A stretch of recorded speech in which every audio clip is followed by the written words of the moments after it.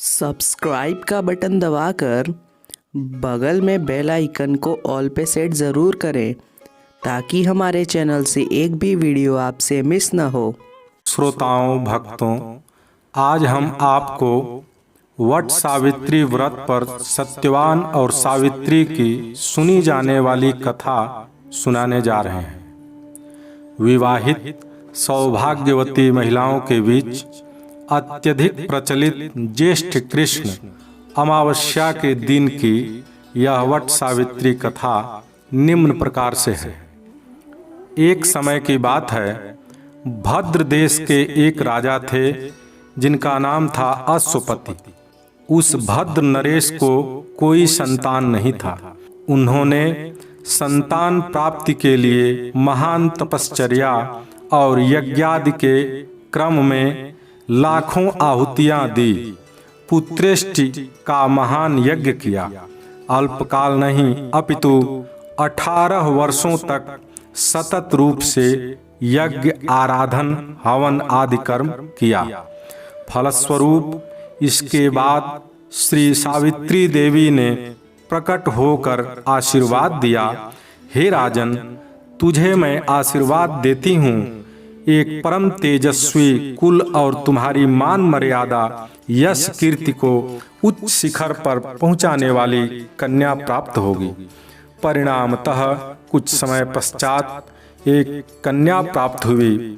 सावित्री देवी की कृपा से, प्रसाद से प्राप्ति के कारण उस कन्या का नाम सावित्री ही रखा गया।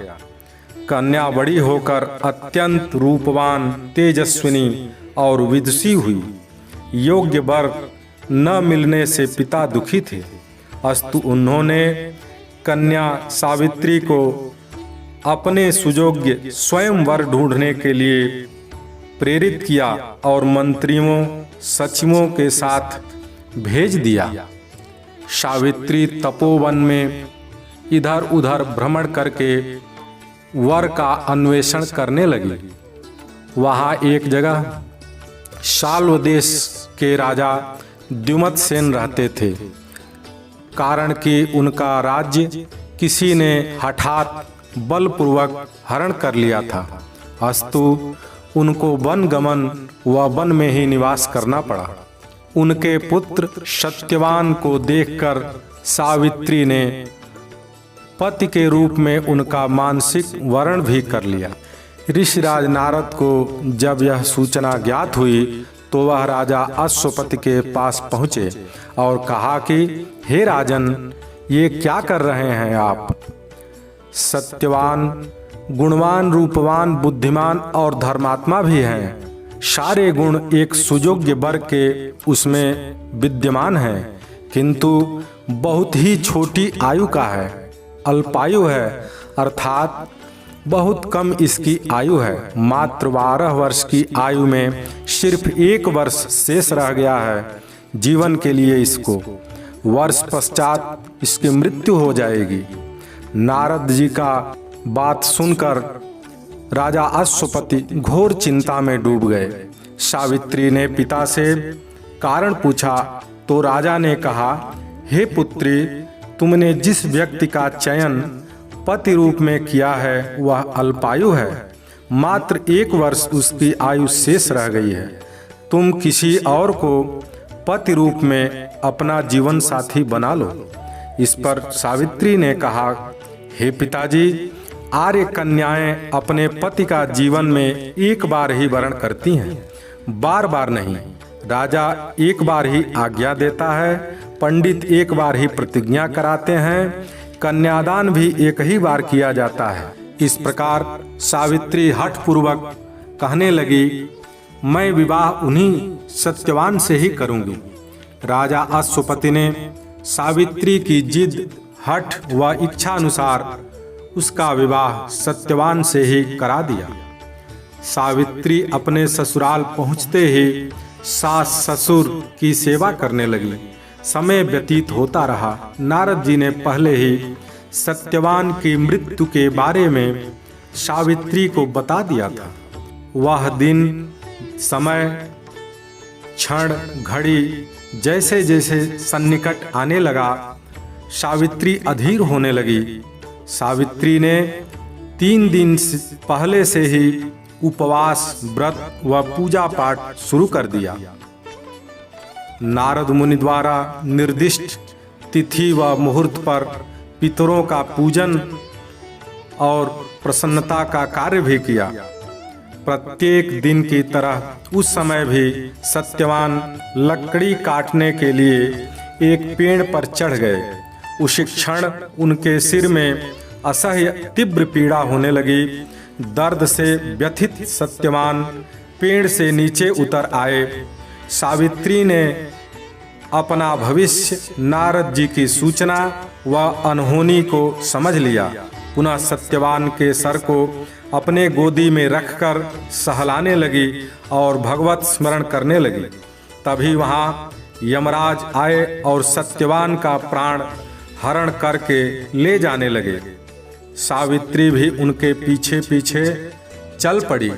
सावित्री को यमराज ने कहा, हे बेटी, तुम कहाँ पीछे पीछे आ रही हो?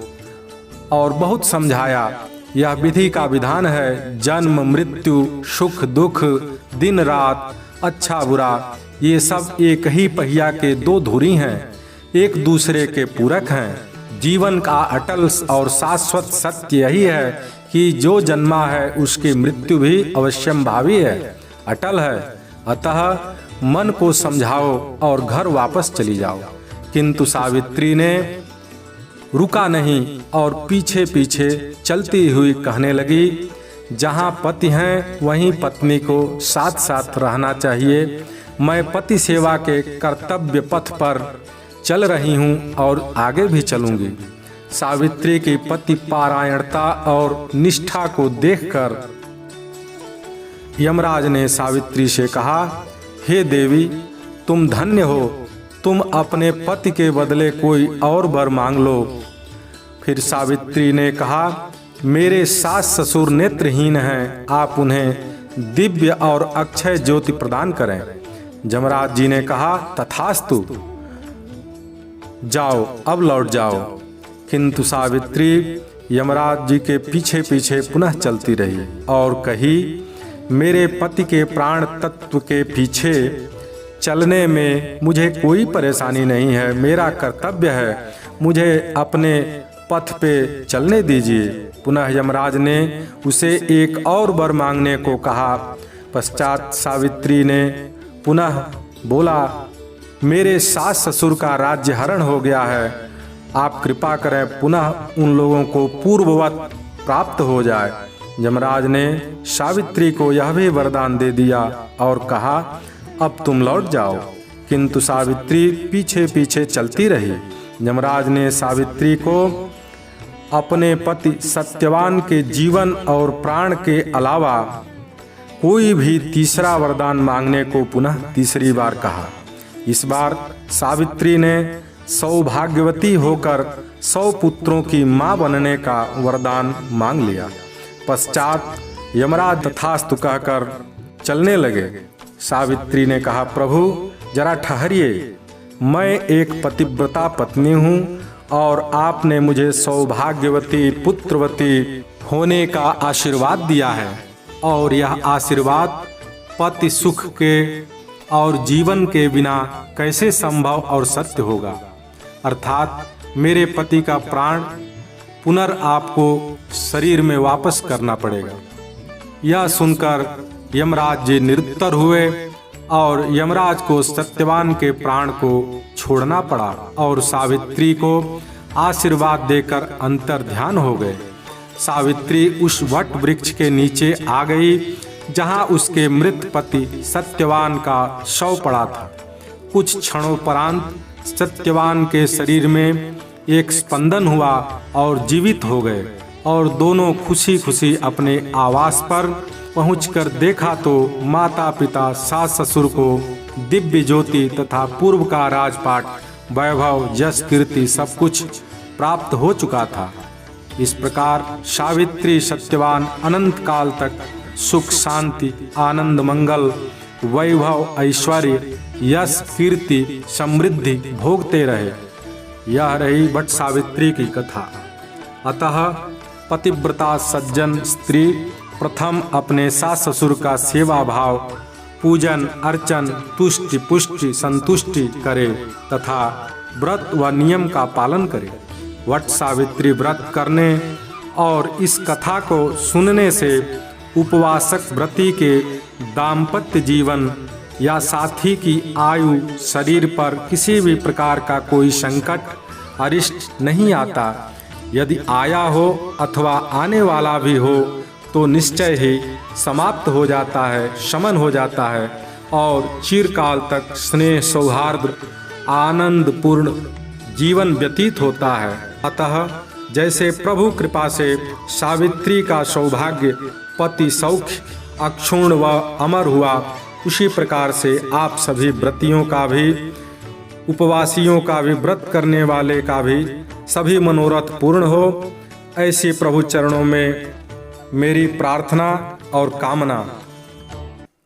प्रिय दर्शकों श्रोताओं, यदि यह वीडियो पसंद आया हो तो इसे लाइक और शेयर कर दें तथा मेरे चैनल आचार्य दिनेश भार्गव को सब्सक्राइब भी अवश्य कर दें कि अगला नित्य नूतन वीडियो और जानकारी जो हम हिंदू धर्म के अनुयायियों के लिए, आप लोगों के लिए प्रस्तुत करते हैं, वो सब कुछ आपको प्राप्त हो और हमारा भी मनोबल बढ़े, ताकि हम नित्य नूतन नए वीडियोज और जानकारी, स्तुति पाठ, व्रत पर्व आदि आपको सुनाते रहें। धन्यवाद। हर हर महादेव। जय लक्ष्मी नारायण, जय बाबा विश्वनाथ, जय गंगा मैया।